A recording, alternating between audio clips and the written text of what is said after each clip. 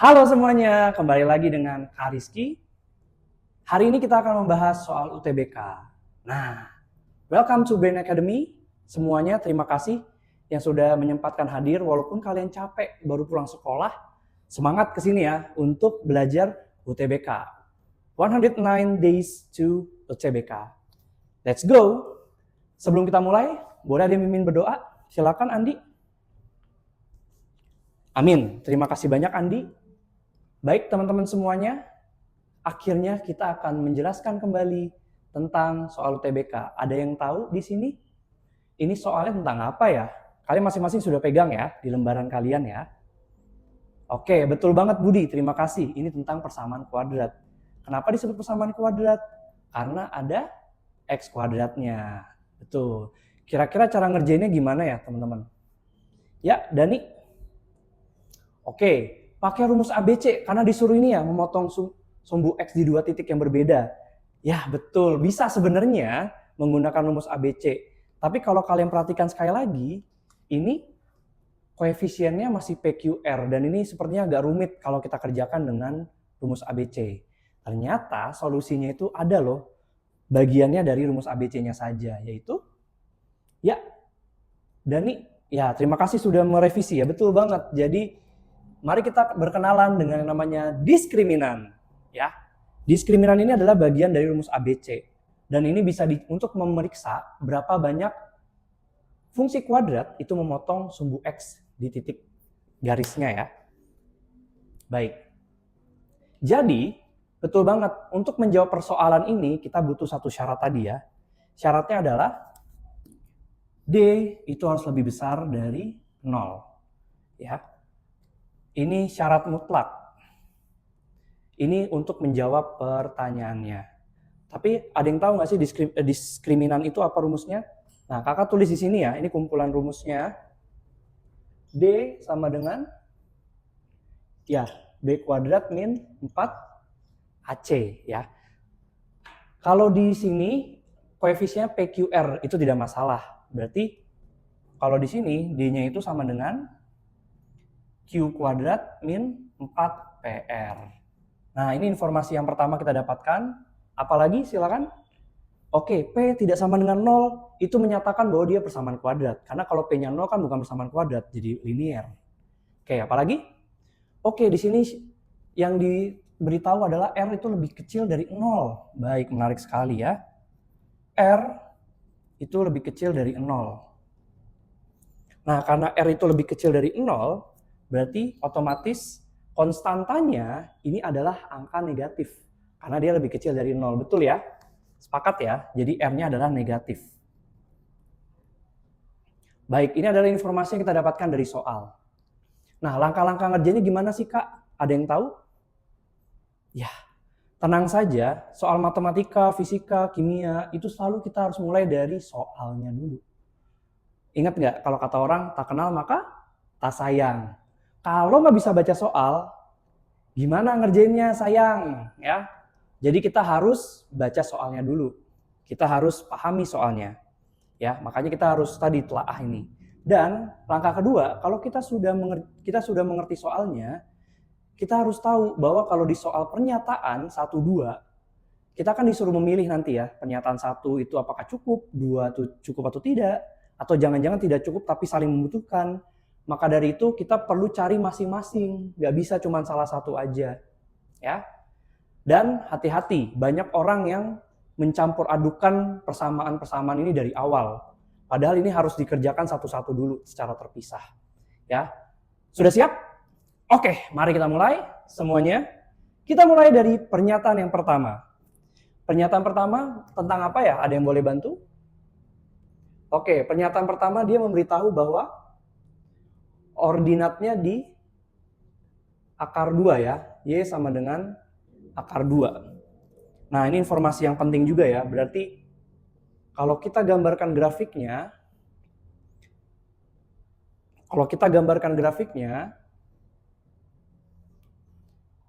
kita belum cukup informasi, tapi kita bisa pastikan bahwa titik puncaknya itu ada di sekitaran sumbu X positif di sini ya.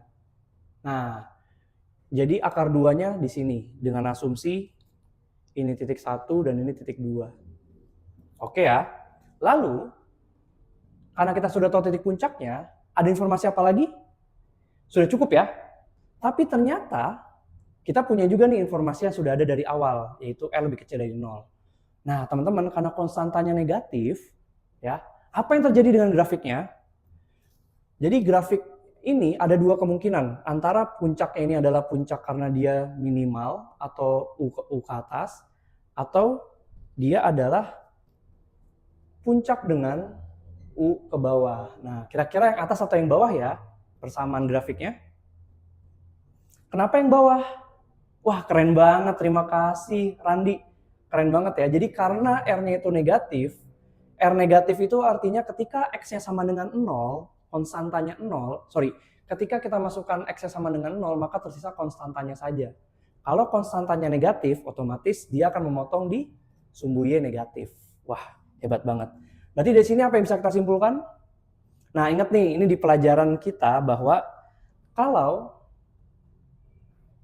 AX kuadrat tambah BX tambah C, kalau misalkan A-nya ini adalah positif, maka kurvanya akan seperti ini. Dan kalau A-nya negatif, maka kurvanya akan kebalik ya, mohon maaf ya. Begini dan U ke bawah, seperti itu ya. Nah, dari sini kita bisa simpulkan, maka karena dia grafiknya adalah U ke bawah, berarti P-nya atau koefisien A-nya itu juga bilangan negatif. Ya, bersamaan juga dengan R lebih kecil dari 0. Jadi R dan P-nya sama-sama negatif, teman-teman. Oke. Apakah sini informasi sudah cukup? Menarik sekali, ini sebenarnya sudah cukup secara analisis grafik. Tapi, teman-teman jangan lupa, syarat utamanya adalah diskriminan. Ya. Kalau kalian lagi kepepet ngerjain soal TBK, mungkin di sini udah cukup ya. Tapi kakak kasih tahu kalau misalkan untuk diskriminan, mari kita coba untuk lebih pasti lagi hasilnya. Mari kita masukkan rumusnya, yaitu D sama dengan B kuadrat min 4AC. Mari kita konversi menggunakan koefisien yang ada, jadi Q kuadrat min 4PR. Nah teman-teman, kira-kira sini udah cukup belum ya? Ada yang aneh ya, karena angkanya kita nggak tahu, berarti kita harus memastikan dulu nih, apakah Q kuadrat itu, kita harus pastikan dulu apakah Q kuadrat itu lebih besar dari 4PR ya. Karena kalau misalkan 4PR lebih besar, maka hasilnya nanti negatif diskriminannya. Ya. Oleh karena itu, kita harus cari tahu dulu nih apakah informasi ini sudah bisa kita dapatkan dari yang ada. Karena kita tahu tadi ya, teman-teman. Oke, kita akan kembali lagi isi rumusnya nih. Apa persamaan untuk mencari titik puncak ordinat? Ya, oke, terima kasih. Jadi untuk yang berikutnya kita harus tahu bahwa untuk mencari Y puncak itu adalah min determinan dibagi 4A. Oke, mungkin baru ada yang denger ya. Nah, ini perlu banget kalian ketahui ya, supaya kalian bisa kerjain soal-soal kayak gini. Jadi mari kita masukkan lagi untuk mencari tahu apakah betul syarat ini. Akar 2 sama dengan minus diskriminan dibagi 4A. Yang kalau kita ubah ke koefisiennya menjadi min Q kuadrat min 4PR dibagi 4P. Jadi, untuk 4P ini, dia kan sudah kita ketahui negatif ya. Jadi karena P-nya negatif, otomatis ini juga nanti hasilnya akan negatif. Negatif kali negatif, ini akan menjadi positif. Dan menariknya, karena ini sudah negatif-negatif, maka ini sudah memenuhi persamaan akar 2. Yang otomatis di sini, Q kuadrat dikurang 4PR, Q kuadrat dikurang 4PR, untuk memenuhi hasil positif agar hasilnya tetap akar 2, maka dia harus lebih besar dari 0 hasilnya. Yang kita bisa, ini kan jadi dapat ketidaksamaan ya. Bisa kita simpulkan bahwa Q kuadrat itu lebih besar dari 4PR. Wah, ternyata berjodoh sekali ya. Ternyata memang syarat yang kita butuhkan dan ini dapat. Ya, otomatis dari pernyataan satu kita bisa simpulkan bahwa pernyataan satu saja itu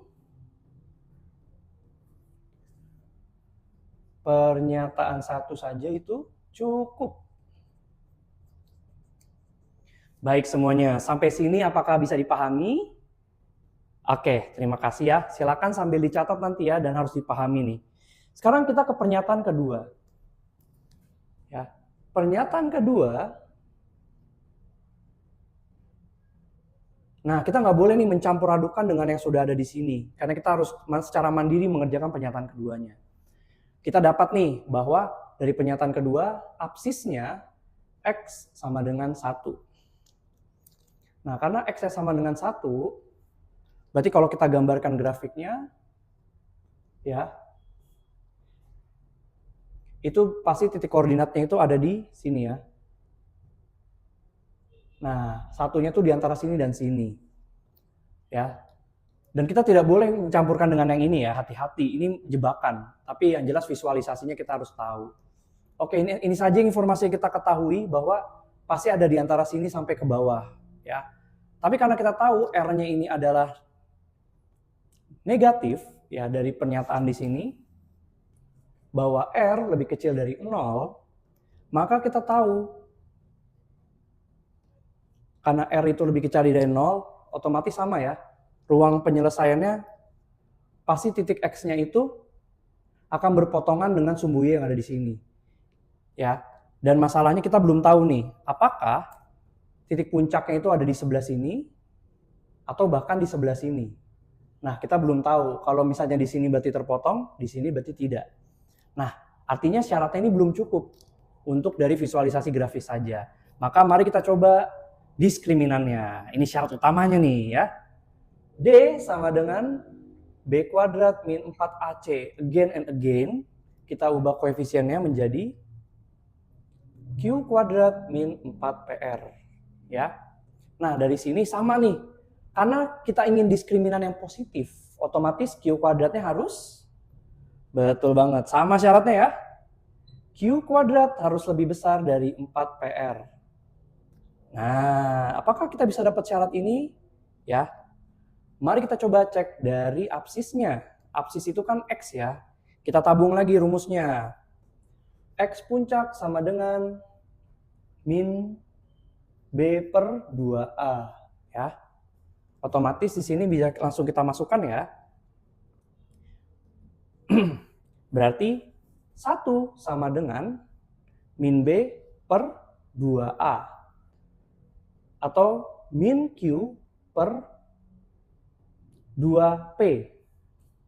Nah, dari sini kita bisa ketahui bahwa karena P-nya pasti negatif dan Q-nya negatif, ini jadinya positif dan ini sudah sesuai ya. Oke, berarti kita bisa tahu bahwa Q itu adalah positif. Q itu lebih besar dari 0 ya. Nah, karena Q itu lebih besar dari 0, maka kita belum bisa dapat kesimpulan lebih. Walaupun dia lebih besar dari 0, belum tentu dia angkanya melebihi besaran 4PR. Dan kita hanya bisa sampai sini saja informasinya. Ya, it's fine. Oke, berarti kita bisa tahu kesimpulannya adalah pernyataan 2 saja tidak cukup. Oke, nah berarti hasilnya apa jawabannya teman-teman? Betul banget, jawabannya adalah A. Yaitu pernyataan 1 saja cukup, namun pernyataan 2 saja tidak cukup. Oke teman-teman, sekali lagi mari kita review sedikit bahwa untuk mengerjakan soal ini kita perlu beberapa pengetahuan ya. Yang pertama adalah informasi mengenai diskriminan, sifat bagaimana parabola, lalu bagaimana juga dia rumus X dan Y puncak itu rumusnya seperti apa. Ya. Dan juga kita perlu tahu syaratnya bahwa D itu lebih besar dari 0, ya. Dan kita harus tahu bagaimana cara memvisualisasikan grafis. Baik. Dan untuk tips and triknya teman-teman, kalau misalkan kalian nanti terjebak di soal UTBK, itu kalian nanti bisa cek dari konstantanya dan P dan R-nya saja. Ini yang paling utama kalian cari. Kalau value-nya atau nilainya tidak diketahui. Oke semuanya, terima kasih sudah mendengarkan. Let's see you next time. Dadah semuanya, terima kasih.